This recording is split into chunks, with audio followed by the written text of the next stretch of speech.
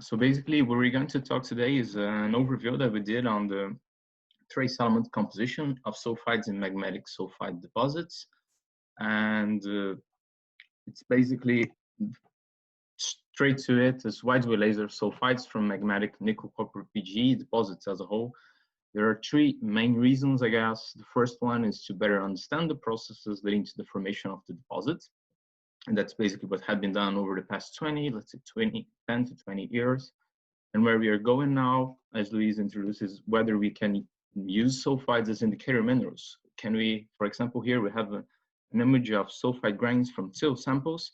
It's like we can retrace where the sulfides come from, looking at their the ice flow directions, but can we laser the sulfides, look at the composition and say, okay, this is a magmatic sulfide, this is a hydrothermal sulfide, or this sulfide comes from a barren rock.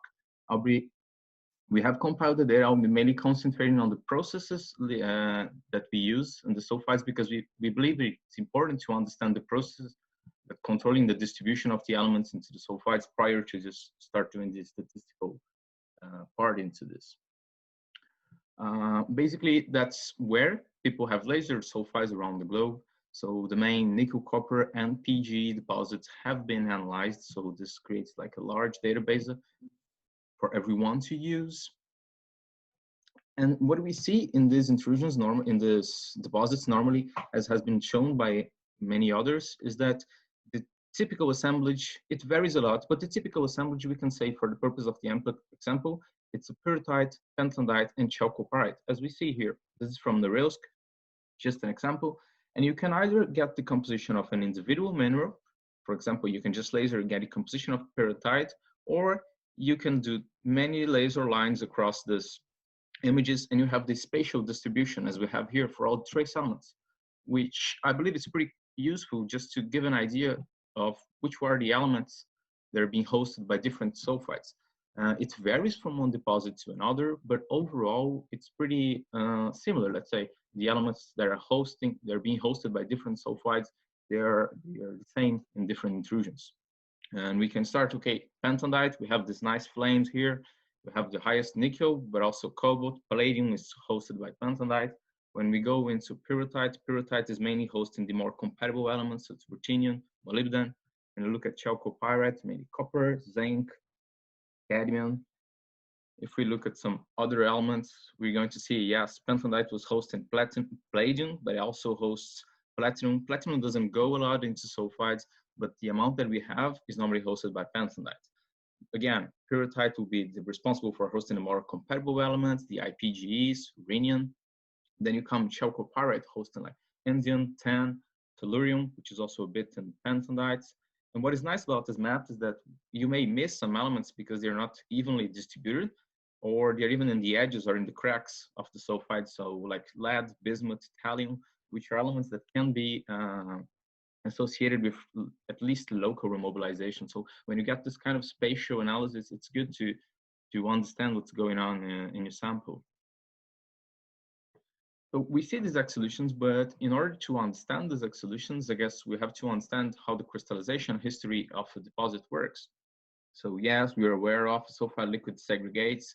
It collects PGEs, a lot of other chalcophile elements. Among the chalcophile elements, we refer to tabs, like tellurium, arsenic, bismuth, tin, antimony. At higher temperature, this sulfide liquid starts crystallizing. It's going to first crystallize MSS. And then the elements that we saw in Pentlandte, Pyrrhotite, they'll be mainly compatible with MSS, the IPGs, rhodium, molybdenum, rhenium. Temperature drops a little bit. This MSS starts to react with the copper-rich liquid. You start forming Pentlandtites at higher temperatures. This Pentlandtites at higher temperatures can incorporate palladium, which although palladium is incompatible with MSS, you still can find palladium in Pentlandte.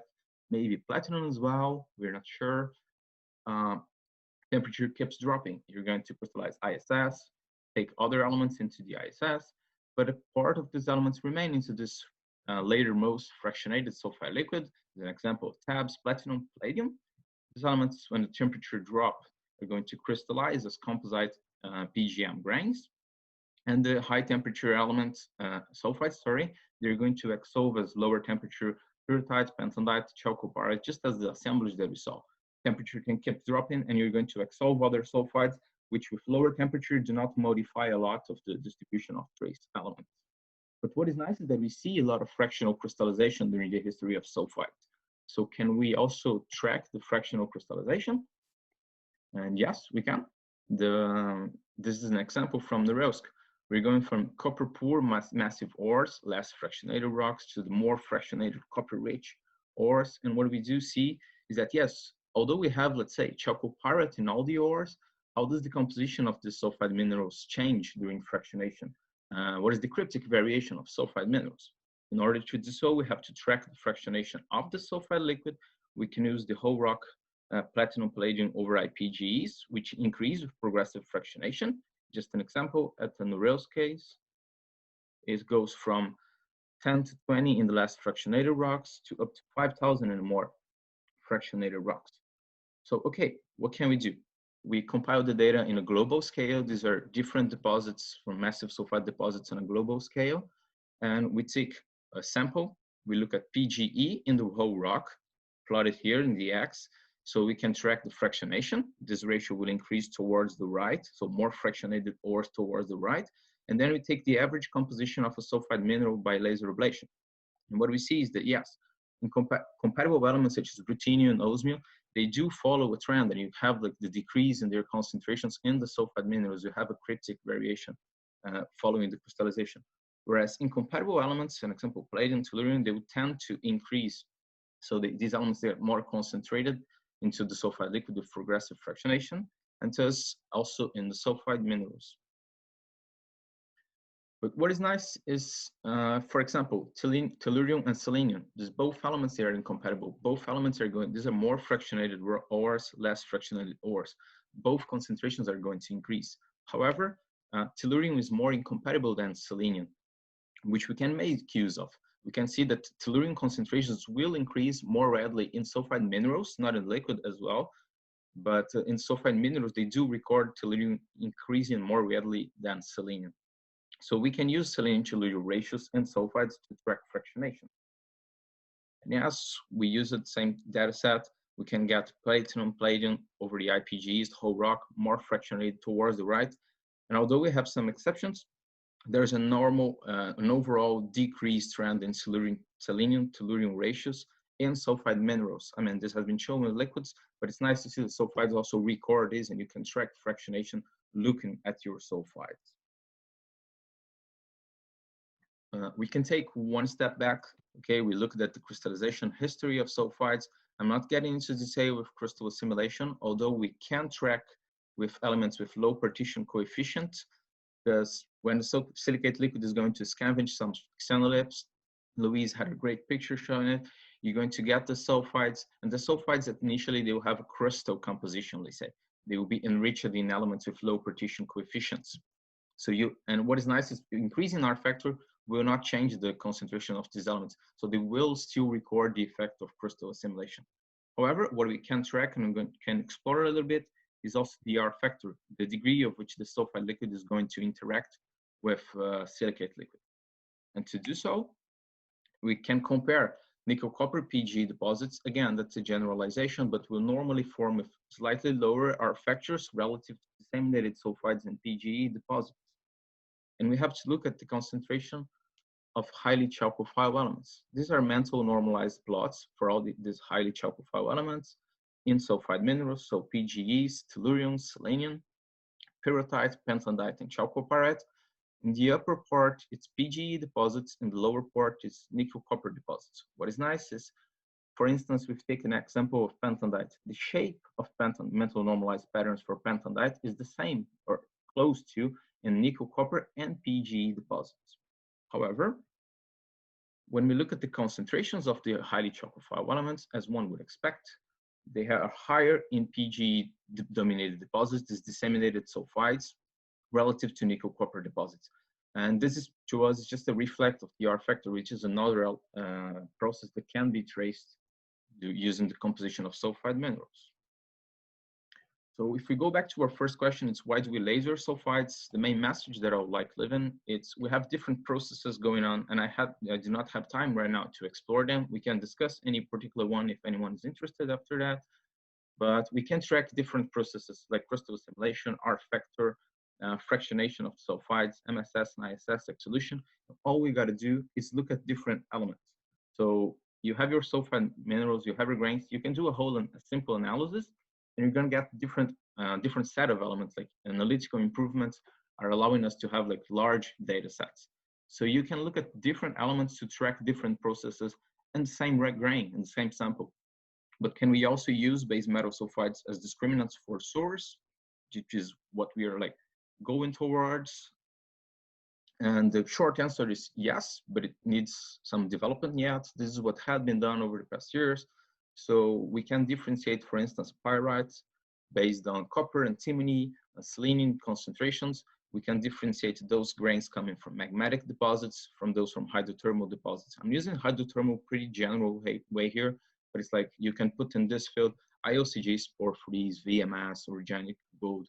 They all follow in this field, and they differentiate from magmatic sulfide deposits. In the case of pyrites, for instance, and these are pyrites either formed by alteration of sulfide, primary sulfide minerals, or MSS solution. We could also use chalcopyrite. Again, same database. If you want to get details on the subdivisions within the hydrothermal, I would recommend looking at the Luke George's paper. It's a pretty nice paper exploring the different hydrothermal chalcopyrites. When we plot magmatic chalcopyrites, we can differentiate based on nickel and cadmium concentrations from magmatic and hydrothermal settings. Finally, before I leave you, this is just one practical application that had been done. It was work by Charlie Duran. We did it here, and it's in a Labrador trough. They have collected different samples from till samples. We selected the sulfide grains from till samples.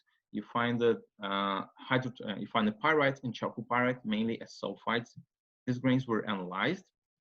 After they've been analyzed, we tried to distinguish, okay, which of those grains have a magmatic signature and which one of those have a hydrothermal signature. And even a bit further, the hydrothermal signature, they have like VMS or organic gold and copper porphyry signatures. So you can distinguish these grains. Then you go back, you use your ice flow directions in the field. You can retrace where do these grains from the samples are coming from. And ultimately, you can come to target areas within the region. So you come with, and in this case was nice because they managed to come with an area for hydrothermal sulfide deposits, possibly SEDEX or VMS, and a different area of source for magmatic massive sulfide deposits. And something that it's noteworthy here is that we do not have yet data on sulfide grains from barrier intrusions. I guess that's where it would be a very nice improvement. It would be, can we distinguish not only different types of mineralization? I mean, all this effort that we're doing in compiling different sulfides from different places is to generate a database where we can differentiate, and we can see different processes and understand how these processes are registered in the composition of sulfides. But can we also look at the barrier intrusions, and then we can differentiate and ultimately track better? That's our main goal. So that's what I had to say. If anyone has any questions, just please feel free to either we can discuss it on the end, but just send me a message, send me an email. I'll be more than happy to reply. Thank you very much.